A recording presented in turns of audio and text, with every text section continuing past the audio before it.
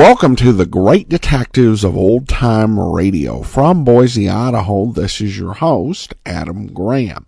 If you have a comment, email it to me, box13@greatdetectives.net. Follow us on Twitter at Radio Detectives and become one of our friends on Facebook, facebook.com/Radio Detectives. I do want to encourage you to check out our other podcast. And today my focus is on public domain video theater. Usually with public domain video theater, we've had, since I've been doing hosted segments, one episode of Dragnet and one episode tied into another series that we're doing. This year, you're going to have more variety in the video theater episodes we'll be bringing you. Since we're finished with Dragnet videos for a while, we'll be alternating public domain police shows, such as Racket Squad, Man Behind the Badge, and Code 3, and other series. Some will end up tying into what we're playing on the radio side, or if we can't find anything that quite does fit, we'll play an episode of Sherlock Holmes as we did this month. And we'll even have one month where we'll only have one episode because we'll be playing a pretty long movie. So there's some exciting and different things ahead for our public domain video theater, so I do encourage you to check that out, videotheater.greatdetectives.net. Also our World War II podcast, thewar.greatdetectives.net, and of course, you can enjoy and listen to all of the series that have been voted on by our Patreons, as well as holiday episodes at amazing.greatdetectives.net, the amazing world of radio. Well, now it's time for It's a Crime, Mr. Collins. The original air date on this one is May the 6th, 1957, and this is the Brown Alligator Briefcase.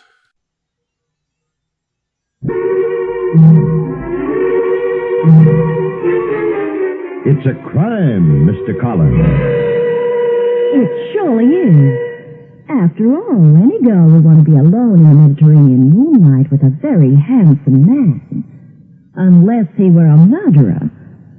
And as Greg always says, Greg's my husband, the famous private detective. Oh, and I'm Gail Collins. And I'll be back in a minute to set the stage for our puzzling crime.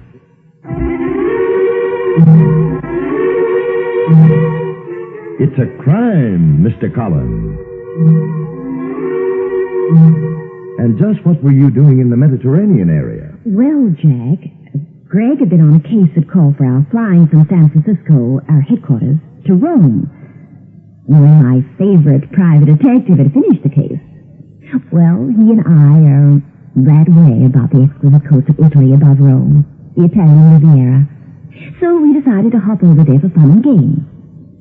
Greg had collected a nice fat fee, so off we went. I know, to Rapello, Santa Margherita. Been there? No, been to a lot of travelogue movies, though. Tell us how this crime got underway, huh? Well, Greg and I found a heavenly little place called Inferno. And a few days after we arrived, I went to the village to do some shopping, leaving Greg alone, sprawled on the beach. Excuse me, are you Greg Collins, the famous detective? I'm sorry to disturb you. My name's Terry Manson, and I want to engage you to do a job of investigation for me. Now, Miss Matlin, I'm on a vacation. You've got to listen to me. It's about the murder of Hank Lawrence. He was shot dead in his villa a few days ago. Yeah, I read about it in the papers. And if there's more to the story, I'd be glad to wait for tomorrow's installment. You see, I was just going in for a dip. I'll pay you $1,000 not to take that dip. Best stuff I've had today. You know who killed Hank Lawrence? They told me in the village that you're an excellent detective.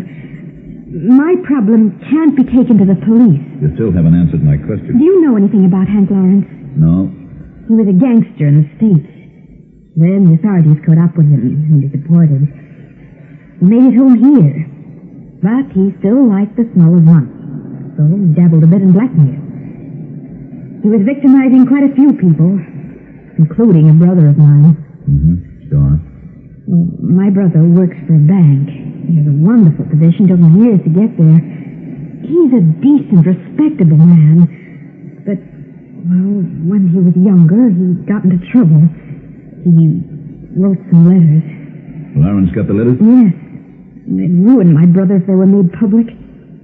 Did you come here to buy back the letters from our late friend Hank? Yes, I flew down. I went to Hank Lawrence's villa. No one answered the bell when I rang, so I walked round on the porch. There were French windows. They opened into the library. I saw Lawrence there, dead. I was horribly frightened. I didn't call for help. I just ran away. Nice, convincing story, Miss Mantha. But it's true, Mr. Collins. I don't want the police to know about my brother's letters, but you've got to find them for me. They're in Lawrence's house, maybe in that library. Maybe. Will you help me? Right after I take that dip. Greg went over to Hank Lawrence's place and found the chief of police there. A tall, gray-haired guy who looked just like Victoria De Sica, only his name was Maloney. Glad to know you, Captain Ronnie. I, too, am glad to meet you, Mr. Collins. But I am wondering just why you are interested in this case. Well, you see, Captain, I'm a private detective, and although I'm supposed to be on vacation at the present time, I just can't help pricking up my ears when someone mentions the word murder. It is an interesting word, I agree. And an interesting occupation. But don't let me interrupt you, Captain. Please go on with what you were doing when I arrived. I was looking for something. A clue? Fingerprints? Cigarette butts? Stuff like that? A briefcase. The papers. They always make their appearance in any worthwhile crime story. In this case, my friend, they provide the motive for murder. How can you know that when you haven't found them? This Lawrence was a blackmailer. That we know for certain. You've talked to some of his victims? Yes. And learned that Lawrence kept his mementos in a brown Alligator briefcase. That is what I came to find, Mr. Collins. But I'm not having much luck. Interesting layout he had here. What's through that door? It leads to an anteroom, but that has already been searched. The briefcase, nothing at all. Tell me, Captain, you know a girl named Terry Manton? I know she is young, good-looking. I know she came here by plane from the United States. I know she is at the Miramar Hotel. She says Lawrence was blackmailing her brother. Is that all she said? That's all so far. Would you like me to ask her some questions? Oh, I can handle it, thanks, Captain. Good. But if you need any help, telephone me at this number. That night we were having dinner on a terrace overlooking the field. Suddenly an agitated little man came bursting in on us. Senor Collins, I beg your pardon. They told me you were dining here on the terrace. Yeah? What is it? I am Ambrosio Kelly. I must speak to you about the murder of Hank Lawrence. I was at the villa when he was accused. Where were you? Is it all right to... Go on, speak up. I'm his wife. I often help my husband on a case. Yeah. Now. I am in the business in Rome. During the war, a very unfortunate thing happened. I was innocent, but... Isn't it odd? Everybody's implicated, but everybody's innocent. But I am. And Lawrence had the papers to prove it. I went to see Lawrence. He asked me to wait. There is, how you say, an anteroom. I sat there. Lawrence closed the door to the library. I waited a while, then I heard the shots. I was very frightened. I hid myself behind the screen. Then you saw the murderer? No. Whoever it was ran out of the library very quickly. It was dark in the anteroom. I peeked through the screen. All I saw was a cape, a long cape. Yeah? That's all you saw? Absolutely. So the murderer could have been a man or a woman. You think you'd know the cape if you saw it again? I'm not sure. I think so. Well, we can't clear up very much unless you tell your story to the police. No, I cannot. They may think I killed Senor Lawrence. No. I'd think about it twice if I were you. Give me until the morning. Please. Let me think about it. I will not disappear. Do not make me go now to the police station. I beg of you. Let him go, Greg. I think he's telling the truth. Yeah, but... Please, Greg. My woman's intuition. That again. All right. But don't get panicky and decide to make like the birds and fly the coop. Oh, do not worry. Oh, thank you, Senor Collins. You are molto sympathetic. You have a loving heart. Really good. See, Greg? You are monkey-wrenching this case, but good. I know he's innocent, Greg. How do you know? I just have a feeling. You wouldn't understand that, friend. You're too cold. Yeah, I am where murder is concerned. So? Greg Collins, what are you doing? Calling police headquarters. Keep your ears pinned, friends. We'll be back in a minute with more of our story. When I saw Greg pick up that phone, I really think I hated him. Is that police headquarters? With all the mean death pickups. Headquarters, Captain Orani, please. Don't you dare turn that poor chappie. Hello? Oh, Captain, this is Greg Common. You have come across something, yes? I just spoke to Ambrosio Gali. I know him. Yeah, well, he's mixed up in this, Captain. But he hasn't made up his mind to talk. He asked me to give him till morning.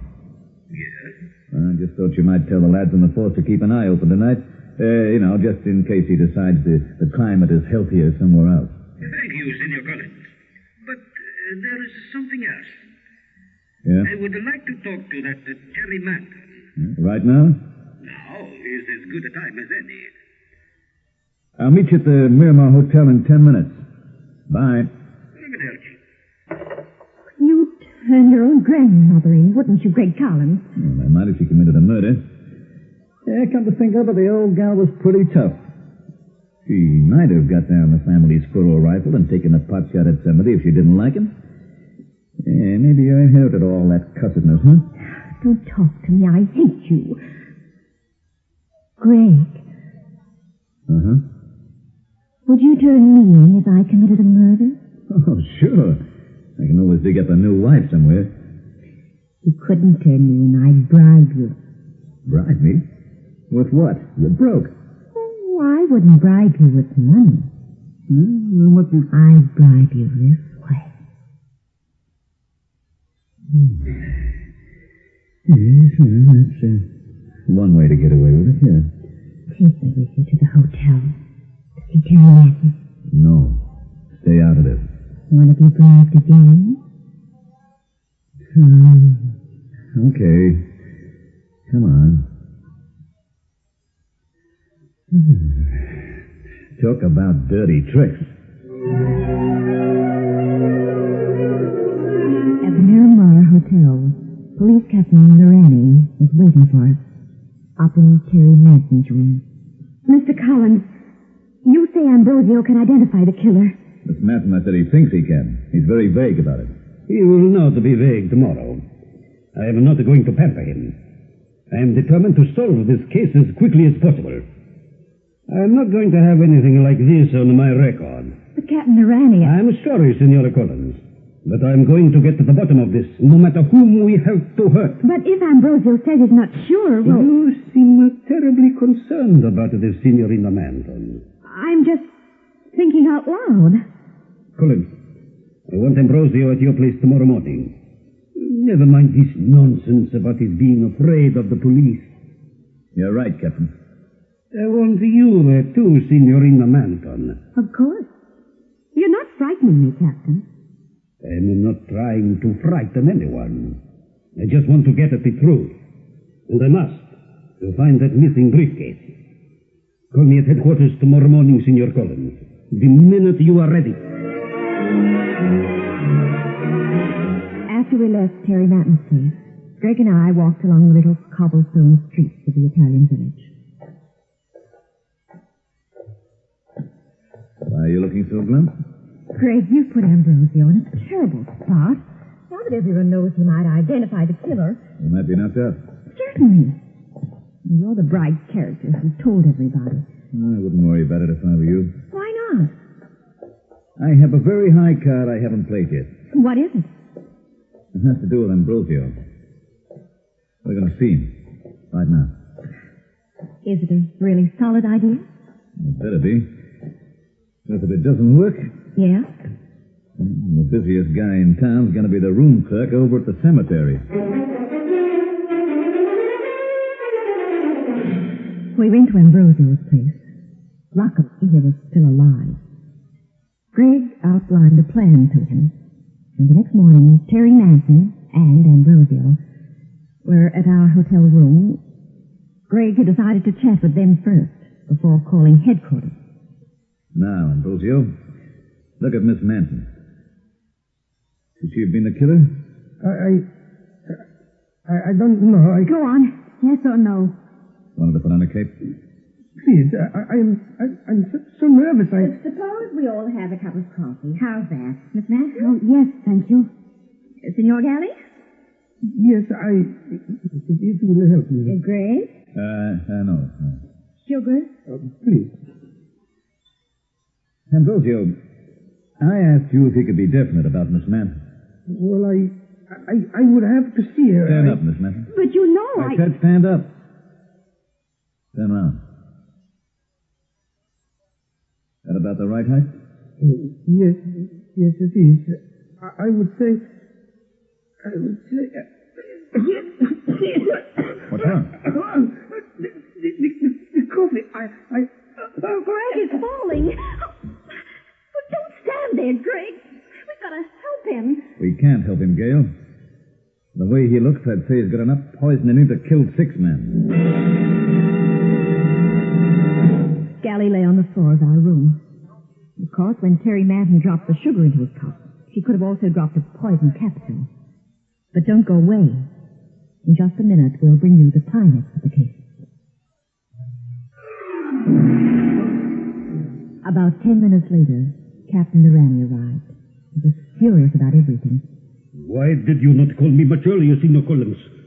Frankly, Captain, I thought that police tactics on Terry and Ambrosio might not accomplish as much as a quiet chat. A quiet chat. See what you accomplished? Ambrosio is dead. Our only witness. The autopsy might show something interesting, Captain. The local coroner... Do you know how long it will take for the local coroner to do an autopsy? On the way to the hospital, he might decide to take a nap for a week. No. You have bungled it, Signor Collins. You took the only lead we had and threw it away. All I can do now is give up. Well, It is all over, I tell you. We have not got the briefcase. We have not got the killer. I will send in a report that the case is closed. I will recommend it to be forgotten. But, Captain... He's right, Gail. We haven't much that'll stand up in court. The great detective from the state. Why don't you take the next plane home, Signor Collins? It would be a pleasure to escort you to the airport.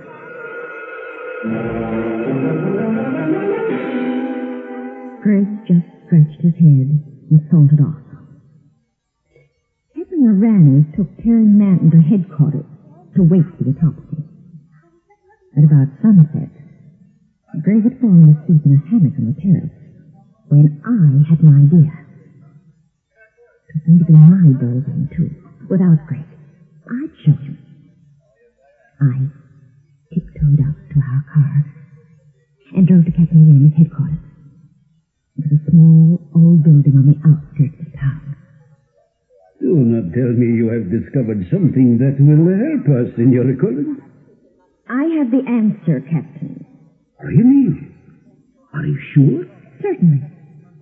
I know who killed Hank Lawrence. Well, come on. Who did? You killed him. Have you been enjoying one of the innkeeper's wine bottles? For staying out too long in that sun? You killed him, Captain. You are charming. Like a little girl. I think I can get rid of that self-contained air of yours, Captain. Where are you going? To open this door. Good afternoon, Captain Arana. Ambrosio!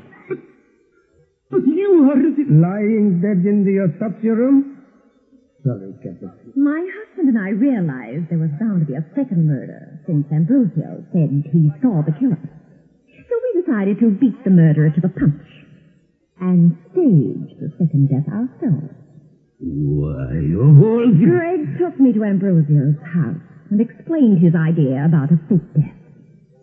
Senor Galley was happy to oblige. The coroner, a good friend of ours, was only too delighted to join in the game. Our idea was to have Ambrosio die and then watch the suspect for a reaction. Greg purposely stalled about calling for it. We needed time to have the body taken away before you could examine it. You still have no proof that I was concerned. The girl, Terry. Terry's reaction was normal. Yours wasn't. I just realized it hasn't been to Greg yet, but you were bitterly determined to solve this case until Ambrosio died.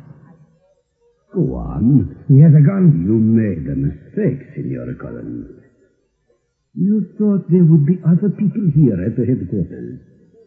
You forgot this is a very small village, and we are alone here. And it is going to cost you your life. That briefcase you've been looking It's for. in my hand. It always has been. I was being blackmailed too. And now I have some unfinished business. You and Ambrosio are going to have an accident. We have oil lamps here, Signora Collins. It seems you came here to discuss the case. One of the lamps fell over. There was a fire. You and Ambrosio were burned beyond recognition. You've always underestimated my husband, Captain Rani. He held a trump card before. He'll turn up now. Will you just step out by the door?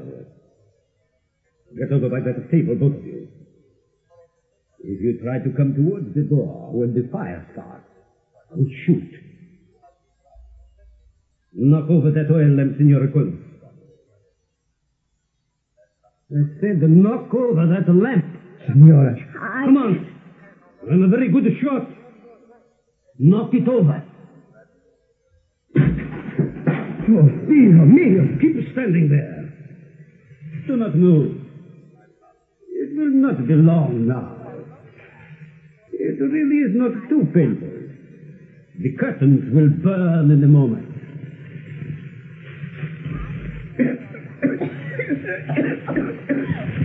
Move over towards those flames, Signora Collins, so that your dress touches them. You're losing time. I said, get closer to the flame. Put the gun down, Rennie. My shoulder. Go on, Ambrosio, run. Run through the door. Your wife, she's going to faint. Go ahead, get out of here. I've got her.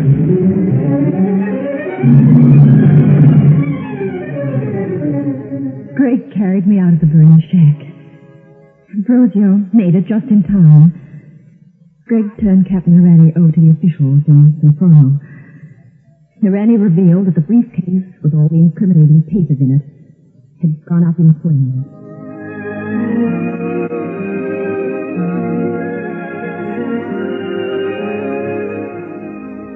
We were in the plane leaning across the night sky under a gorgeous yellow moon toward the United States and home.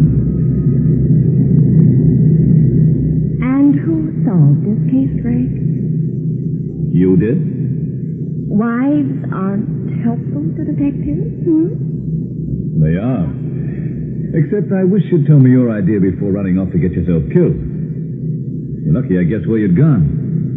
Say, I have a brilliant wife and couldn't do a thing without her. I have a brilliant wife and couldn't do a thing without her. Good. Now we can settle back and enjoy the trip. What's that piece of paper? A telegram from Ambrosio Galli. You want to hear it? Surely. To Senior Gregory Collins. Does your beautiful wife have any sisters?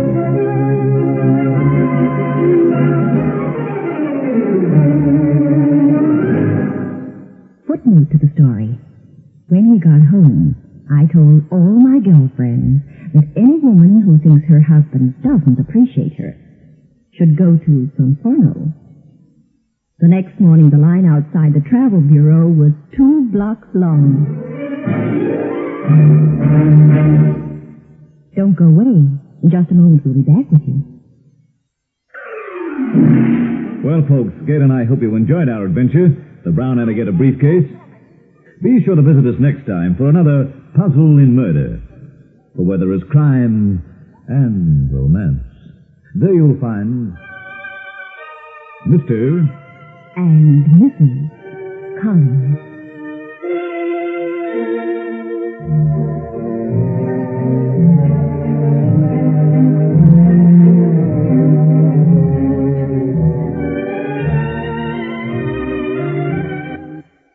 Welcome back. Well, nice to have Gail solve a case. And we continue to get a lot of exotic locations from this series, even though I don't think they quite have the actors with the talent in dialect to make all of these work. They definitely do try. All right, well, listener comments and feedback now. And I have this from Denise, who writes, I do love the old American detective programs, but do you have any old British detective programs, please? Well, Denise, that's a great question. We have very few British detective programs that we can play for a number of reasons. First is copyright law. British broadcast after June of 1957 are subject to copyright. And my understanding is that when the United States passed legislation to bring the U.S. into what's called the Berne Convention, essentially anything that was in copyright in a foreign country was extended under U.S. copyright terms, which means that any British programs would have a copyright term of 95 years if recorded after 1957. So anything that was recorded after June of 1957 would be off limits to me for using on the podcast until at least 2053. And there is very little British radio that is available from prior to June of 1957 for detective programs, at least the way that I understand the law. Now, much of what would be available would be things produced by the BBC. And even then, there's not a whole lot. There's a couple of Paul Temple serials, a few Sherlock Holmes episodes, and about half of the series, A Case for Dr. Morrell. And I think if you use anything that the BBC is actively distributing and has an interest in, to me, it just raises a lot of problems. I know the BBC definitely does defend their copyrights, and I don't have any desire to tangle with them or with anybody else for that matter. So most of the really interesting stuff is just off limits. The only thing that we have played, we did play the Sherlock Holmes series with John Gielgud and Ralph Richardson. That was not produced on for the BBC. It was produced independently for worldwide syndication and aired in the United States over NBC as one of its first broadcasts. So I felt comfortable playing that. There is a series from the mid to late 1940s, of which only 3 episodes survive, and the BBC has not shown any particular interest in, called The Adventures of PC-49. So that will be played. That's about 3 weeks. And for now, I think that is the extent of British programs that we'll be able to bring on the Great Detectives. There's very little in existence. If you're familiar with any British television from before 1970 and you're a fan of it, then you know that BBC used to junk a lot of their programs, which has caused so many to be lost to history. Doctor Who, I think, is a famous example, with still nearly 100 episodes still missing and unaccounted for from the 1960s. And in many ways, British old-time radio from before that time is just really spotty in preservation, and of course anything after 1957 under copyright. So unfortunately, it's a rights issue. The good news is that BBC Radio 4 Extra frequently replays, so many of the old radio dramas and new radio dramas. And, you can listen to them, from all over the world, and certainly from the UK. Unfortunately, that's without any commentary. I have thought about doing a show where people could listen to a modern radio program, and I provide commentary and talk about it. Though I think I would probably, if I was going to do that, I would want to have a co-host. So I know probably a bit of a long-winded answer, Denise, and sorry I'm not able to bring you any British programs, but I appreciate so much you taking the time to write in. All right, well, join us back here tomorrow with Rocky Jordan, and then next Tuesday we'll bring you another episode of It's a Crime, Mr. Collins.